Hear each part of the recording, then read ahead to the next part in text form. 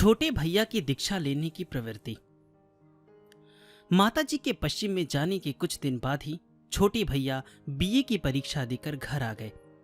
दो एक विषय में अच्छे से उत्तर नहीं लिख पाने के कारण परीक्षा में सफलता के संबंध में शंकित होकर बहुत चिंता करने लगे। कभी कभी कहने लगते, इस बार परीक्षा में पास ना हुआ तो आत्महत्या करूंगा। मैंने आवेश में आकर छोटे भैया से कहा, मैंने आपके पास होने के लिए गोसाई जी से प्रार्थना की है। गोसाई जी अवश्य ही आपको पास करा देंगे। छोटे भैया ने कहा, गोसाई जी की वैसी कोई अलौकिक शक्ति है क्या?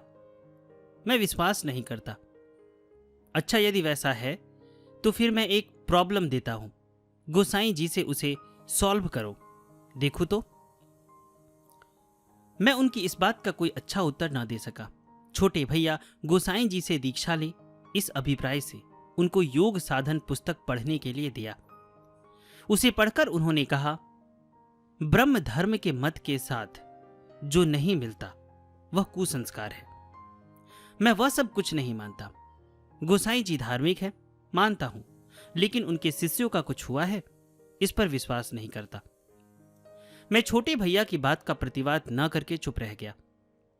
फिर बातचीत के बीच सुयोग मिलते ही धीरे धीरे गोसाई जी की महिमा बतलाकर उनकी ओर छोटे भैया को आकृष्ट करने का प्रयास करने लगा। गोसाई जी की विभिन्न असाधारण अवस्था की बातें सुनते सुनते छोटे भैया की गोसाई जी के प्रति कुछ श्रद्धा भक्ति हो गई। तब मैं गोसाई जी से दीक्षा लेने के लिए छोटे भैया से बारंबार अनुरोध करने लगा। दीक्षा का क्या प्रयोजन है, इस विषय में 3-4 दिन तर्क वितर्क आलोचना के बाद छोटे भैया ने कहा, अच्छा, इस बार यदि मैं परीक्षा में पास हो जाता हूं तो गोसाई जी से दीक्षा लूंगा। मैं भी उत्सुकता के साथ उनके पास होने की खबर की प्रतीक्षा करने लगा। कुछ दिन बाद खबर मिली, छोटे भैया पास हो गए हैं। तब छोटे भैया से दीक्षा लेने के लिए कहा। उन्होंने कहा, गोसाई जी से दीक्षा लेने के लिए जब कहा हो तो अवश्य ही लूंगा, लेकिन इसी समय लूंगा, ऐसी बात तो मैंने नहीं कही थी। अभी मेरा शरीर अस्वस्थ है, स्वस्थ हो जाए फिर लूंगा।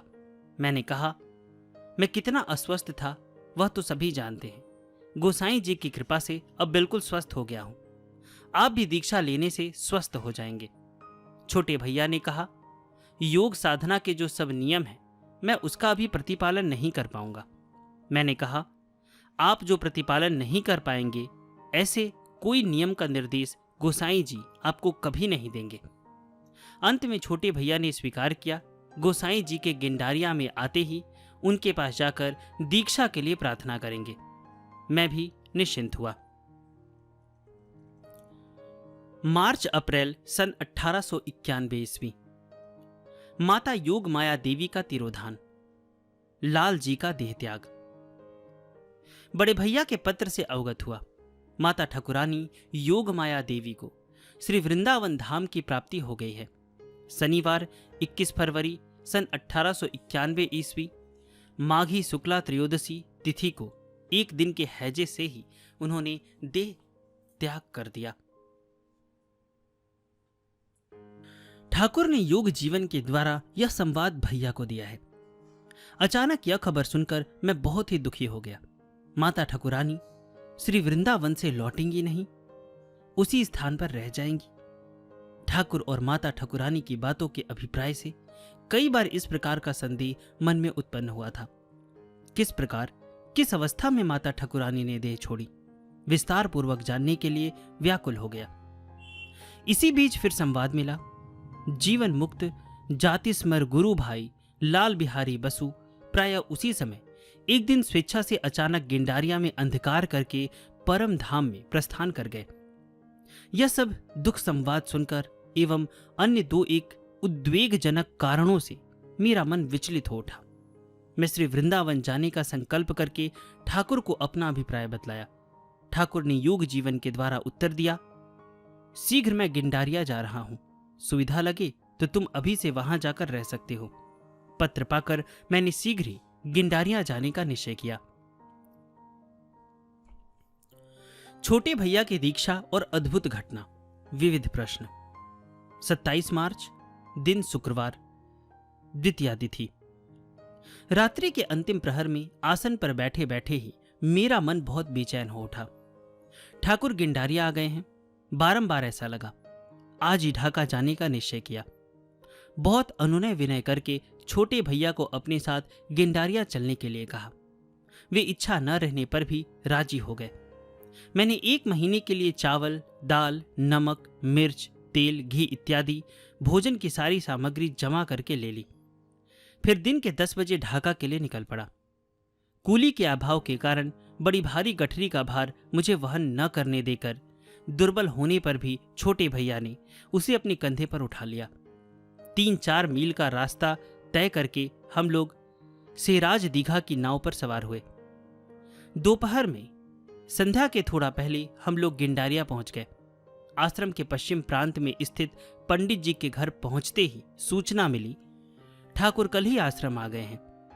दूर से देखा, बहुत भीड़ भाड़ है। ठाकुर आम पेड़ के नीचे बैठे हैं।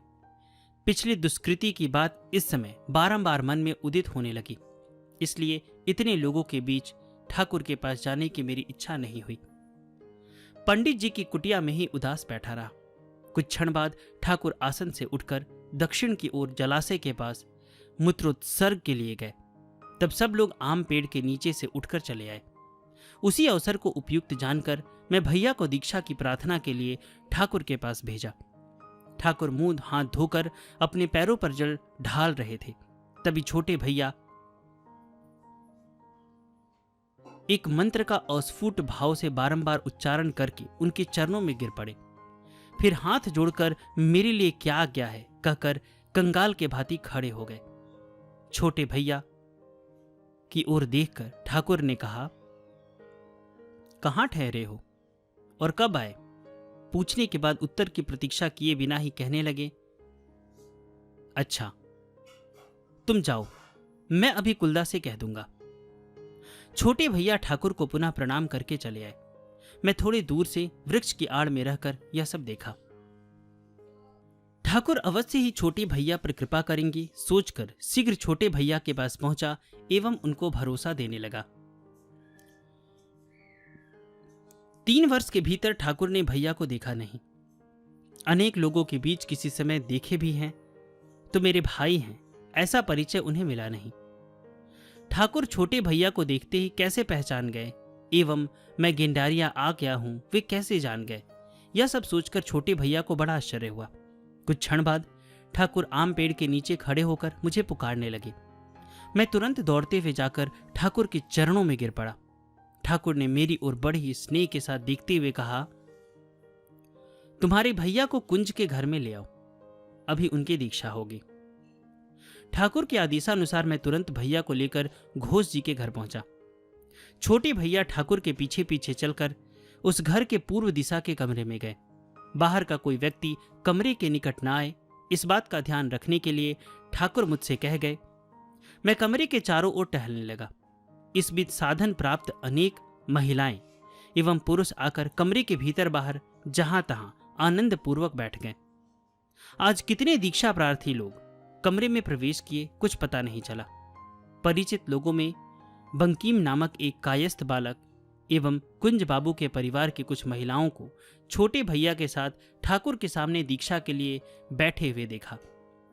धूप, धूना, चंदन, गुग्गुल आदि के सुगंधित धुएं से कमरा परिपूर्ण हो गया। ठाकुर ने दीक्षा का कार्य आरंभ किया।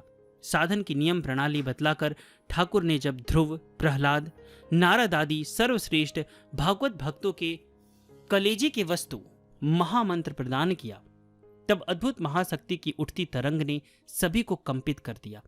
ठाकुर प्राणायाम का अंश दिखलाकर जय गुरु कहते कहते संज्ञा शून्य हो गए।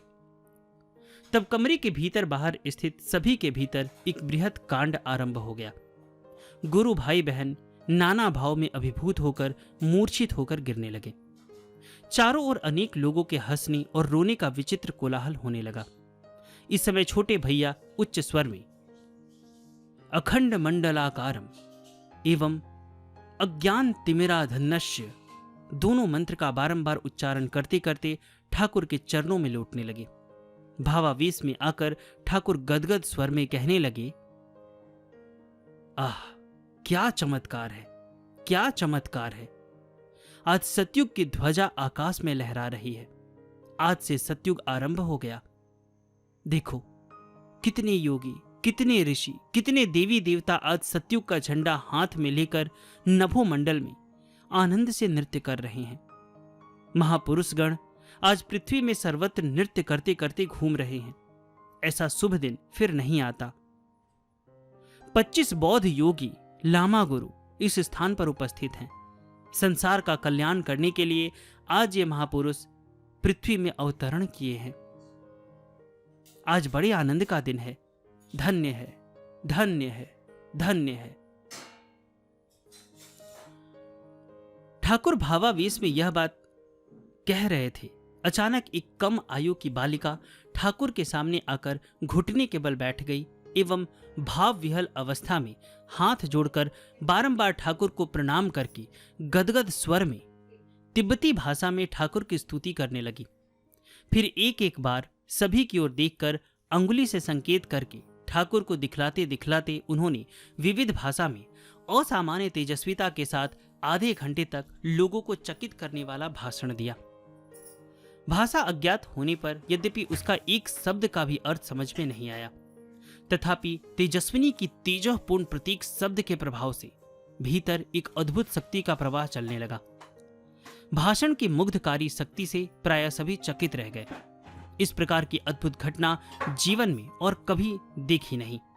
सुना है बालिका कुंज बाबू की साली है। इनका नाम अबला है। इन्होंने भी आज दीक्षा प्राप्त की है। जीवन में कभी इन्होंने तिब्बती भाषा सुनी नहीं। किस प्रकार इन्होंने अज्ञात भाषा में निरंतर व्याख्यान दिया, जानने का बड़ा कौतूहल हुआ। दीक्षा के बाद ठाकुर सबको धीरे धीरे शांत एवं स्वस्थ करके कमरे से बाहर आ गए। ठाकुर के पीछे पीछे हम लोग भी चले गए। गुरु भाई लोग भाव के आवेश में विभोर होकर झूमते झूमते आश्रम जाकर एक एक स्थान पर बैठ गए। 2-4 लोगों के साथ ठाकुर पक्के कमरे में जाकर विश्राम करने लगे। छोटे भैया के साथ मैं उस कमरे के बरामदे में बैठ गया। ठाकुर के साथ गुरु भाइयों की बातचीत होने लगी। घोष जी के 10-11 वर्षीय पुत्र फणिभूषण ने ठाकुर से पूछा, दीक्षा के समय उन्होंने जो बुटबुट करके इतने समय तक कहा, उनके भीतर क्या कोई प्रेतात्मा प्रवेश की थी? क्या कहा, कुछ भी तो समझ में नहीं आया।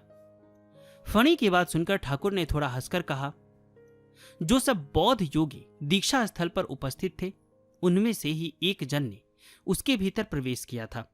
उन्होंने तिब्बती भाषा में कहा, इसलिए तुम लोग कुछ समझ नहीं पाए। फणी ने कहा, आप तो वो भाषा जानते ही नहीं हैं, आपने कैसे समझा? दूसरों की भाषा समझने का क्या कोई साधन है? ठाकुर ने कहा, इस साधन से ही सब होता है, केवल संकेत ज्ञात रहने से ही हो जाता है। संकेत है किसी भी भाषा समझने की इच्छा होने से सुषुम्ना में प्रवेश करके चेतना शक्ति द्वारा मन को स्थिर रखकर सुनना होता है।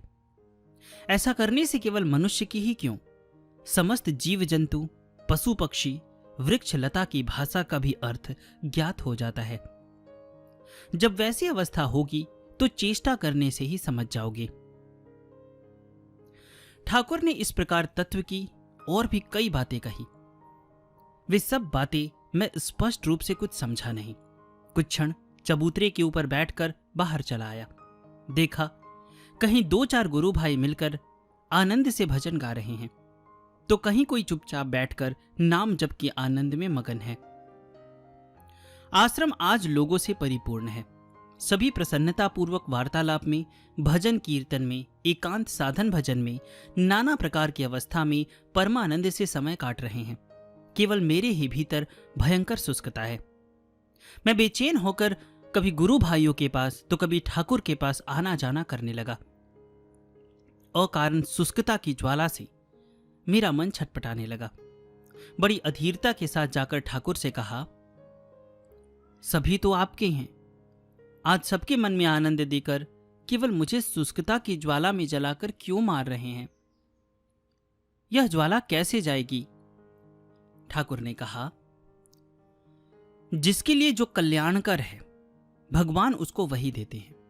बहुत भाग्य से मनुष्य के भीतर यह शुष्कता आती है। बैठकर स्थिरता के साथ नाम जप करो, उसकी ओर ध्यान मत दो। नाम जप करते करते ही वह चली जाएगी।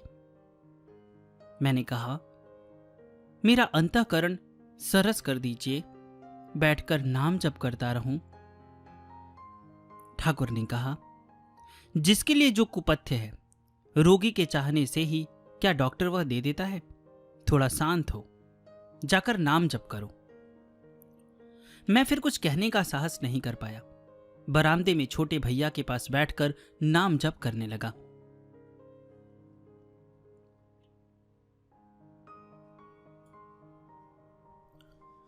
श्री वृंदावन का वृक्ष काटने से ब्राह्मण का विनाश। मध्य रात्रि तक ठाकुर ने गुरु भाइयों से श्री वृंदावन की बातें आदि कही। भीतर बाहर अनेक लोग बैठकर वह सुनते रहे। महापुरुषगण कितने स्थानों पर कितने भाव से अवस्थान कर रहे हैं कहा नहीं जा सकता। श्री वृंदावन की रज प्राप्ति की आकांक्षा से बड़े बड़े सिद्ध महात्मा अभी भी नाना रूपों में वहां रहते हैं। इस विषय में ठाकुर एक घटना के उल्लेख करते हुए कहने लगे, श्री वृंदावन के किसी कुंज में एक सुंदर वृक्ष था। कुंज के स्वामी ने उस वृक्ष को काटने के लिए पास के ही एक व्यक्ति को आदेश दिया। रात्रि में उन्होंने स्वप्न देखा, एक वैष्णव वेशधारी ब्राह्मण ने उनसे आकर कहा, मैं तुम्हारे कुंज में उस वृक्ष के रूप में बहुत समय से हूं। श्री वृंदावन की रज प्राप्ति से धन्य होने की आकांक्षा से ही मैंने वृक्ष का रूप धारण किया है। तुम वृक्ष को काटकर मुझे इस रज के स्पर्श से कभी वंचित मत करना। तुम्हारे वैसा करने से मुझे पुनः जन्म लेना होगा, उससे तुम्हारा भी मंगल नहीं होगा। स्वप्न को मिथ्या सोचकर तुम मेरी इस विनती की उपेक्षा मत करना। तुम्हारे विश्वास के लिए मैं कल प्रातः वृक्ष के नीचे एक बार खड़ा होऊंगा। इच्छा होने से मुझे देख सकोगे। अगले दिन प्रातःकाल वृक्ष के नीचे पंडित जी ने वास्तव में एक ब्राह्मण को देखा, किंतु उससे भी उनको विश्वास नहीं हुआ। वे माने ही नहीं, वृक्ष को कटवा दिया। जिन लोगों ने यह बातें सुनकर भी वृक्ष को काटा, वे हैजे से पीड़ित होकर मर गए। पंडित जी के स्त्री पुत्र भी कुछ दिन के भीतर उसी रोग से मर गए। पंडित जी की दर्शन शास्त्र के विद्वान के रूप में वृंदावन में विशेष ख्याति थी, किंतु बुद्धि लोप होने से उन्हें अब कुछ बोध नहीं रहता।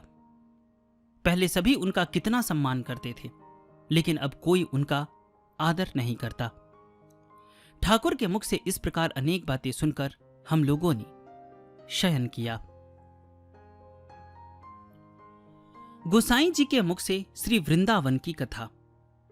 28 मार्च, दिन शनिवार। प्रातः शौच आदि के बाद स्नान तर्पण समापन करके पूर्व दिशा के कमरे में ठाकुर के पास बैठ गया। रात्रि में हम लोग कहाँ थे, किसी प्रकार की असुविधा तो नहीं हुई, वह सब ठाकुर ने पूछा। पंडित जी के रसोई घर में हम लोगों ने रात्रि में रहने की व्यवस्था कर ली है, ठाकुर को बतलाया। लोगों की भीड़ कम हो जाने के बाद आश्रम के दक्षिण ओर के चौकोन छानी वाले कमरे में हम लोगों को रहने के लिए ठाकुर ने कहा। छोटे भैया आश्रम में ही दोनों समय भोजन करेंगे और मैं दोपहर में एक बार पूर्ववत स्वपाक आहार करूंगा। यही व्यवस्था हुई। छोटे भैया की बात उठाकर ठाकुर ने कहा, आश्चर्य है, बड़े ही सत्पात्र हैं। इस प्रकार के लोग बहुत दुर्लभ हैं। दीक्षा होते ही क्षण भर में उनकी गुरु निष्ठा की दिशा खुल गई। ऐसा अधिक देखा नहीं जाता। आज दोपहर में नारायणगंज से वैष्णव धर्मावलंबी एक ब्राह्मण ठाकुर का दर्शन करने आए। उन्होंने ठाकुर से पूछा, प्रभु, श्री वृंदावन में आपने क्या क्या अलौकिक देखा? सुनने की इच्छा है। ठाकुर ने कहा, श्री वृंदावन अप्रकृत धाम है, वहां सब अद्भुत है। श्री वृंदावन क्षेत्र के वृक्षलता पशु पक्षी समस्त ही अलग प्रकार की है। अन्य किसी स्थान के साथ उसकी तुलना नहीं होती। वहां के सभी वृक्षों की शाखाएं, पत्ते सब नीचे झुके हुए हैं। कई स्थानों में सब बड़े बड़े वृक्ष लता के समान रज से संलग्न हो गए हैं। देखकर स्पष्ट लगता है साधु वैष्णव महात्मा लोग ही ब्रज रज पाने हेतु वृक्ष के रूप में विद्यमान हैं। वृक्ष में देवी देवताओं की मूर्ति अपने आप स्पष्ट रूप से प्रस्तुत हुई है। राधा कृष्ण, हरे कृष्ण आदि नाम के अक्षर वृक्षों में अपने आप बनते हैं। कहीं रा तो कहीं केवल क्री ही बने हुए हैं। वृक्षों की सिरा सिरा में ये सब स्वाभाविक अक्षर देखकर बड़ा आश्चर्य हुआ। वैष्णव ने पूछा, प्रभु, यह सब क्या सभी लोगों को दिखा या केवल आपको ही दिखलाई दिया था? ठाकुर ने कहा, यह सब सभी ने देखा है। कालीदह के ऊपर बहुत प्राचीन एक केली कदम का वृक्ष है। उसकी शाखा प्रशाखा में हरि कृष्ण, राधा कृष्ण नाम स्पष्ट रूप से लिखा हुआ है। जिनकी इच्छा हो देखकर आ सकते हैं। वन की परिक्रमा के समय एक दिन एक वन के किनारे बैठा था। सामने एक पेड़ का पत्ता पड़ा देखकर उसे उठा लिया। फिर देखा पत्ते के सिरे सिरे में देवनागरी लिपि से राधा कृष्ण नाम लिखा हुआ है। थोड़ा ढूंढने से ही पेड़ मिल गया। तब एक एक करके भारत पंडित जी, सतीश आदि जो लोग मेरे साथ थे, सभी को बुलाकर दिखलाया। सभी ने एक ही प्रकार का नाम वृक्ष के पत्तों पत्तों में देखा। खोज करने से वहां इस प्रकार की अनेक विचित्रताएं दिखलाई पड़ेंगी। अन्य एक दिन परिक्रमा के समय एक वन के निकट पहुंचे। सुना है भगवान श्री कृष्ण ने वहां के कदम वृक्ष के पत्ते से दोना बनाया था। अभी भी भगवान उस लीला का प्रमाण समय समय पर भक्तों को दिखाते हैं। हम लोग वन में प्रवेश करके ढूंढते ढूंढते हैरान हो गए। दोना किसी वृक्ष में दिखा नहीं। फिर साष्टांग प्रणाम करके व्याकुलता के साथ सब बैठे हैं। सामने ही देखे कदम पेड़ का पत्ता दोना के समान दिख रहा है। पास जाकर देखे पेड़ के सभी पत्ते दोना के आकार में हैं। साथ में जो थे सभी ने पेड़ के पत्ते पत्ते में दोना देखा। चरण पहाड़ी में जाकर देखा पहाड़ की चट्टानों पर गाय, बछड़ों एवं मनुष्य के असंख्य पद चिन्ह हैं। भगवान श्री कृष्ण की जिस बंसी ध्वनि से पूरा वृंदावन मुग्ध हो जाता था, उसी मधुर बंसी ध्वनि से एक समय वह पहाड़ भी द्रवीभूत हो गया था। उस समय गाय, बछड़े और ग्वाल बालक गण जो श्री कृष्ण के साथ उस पहाड़ पर थे, सबके पद चिन्ह उस चट्टान पर अंकित हो गए। आज भी वे चिन्ह पहाड़ पर स्पष्ट अंकित हैं। देखकर स्पष्ट समझ आता है कि वह सब मनुष्य के खोदे हुए नहीं हैं। मनुष्य के द्वारा उस प्रकार का कभी हो ही नहीं सकता। ये सब बातचीत होते होते दिन प्रायः बीत गया। शहर से बड़ी संख्या में स्कूल के छात्र एवं बाबू लोग आ गए। उन लोगों के साथ ठाकुर विभिन्न विषयों में बातचीत करने लगे। मैं भी भोजन बनाने चला गया। संध्या के समय आम पेड़ के नीचे कीर्तन आरंभ हुआ। सुना था संकीर्तन के समय आश्रम के बूढ़े लाल कुत्ते को प्रायः महाभाव होता है। आज उसे संकीर्तन के समय भावावेश में अचेत अवस्था में देखकर चकित हो गया। हरे कृष्ण नाम उच्च स्वर में बहुत समय तक उसके कान में सुनाने के बाद उसकी चेतना लौटी।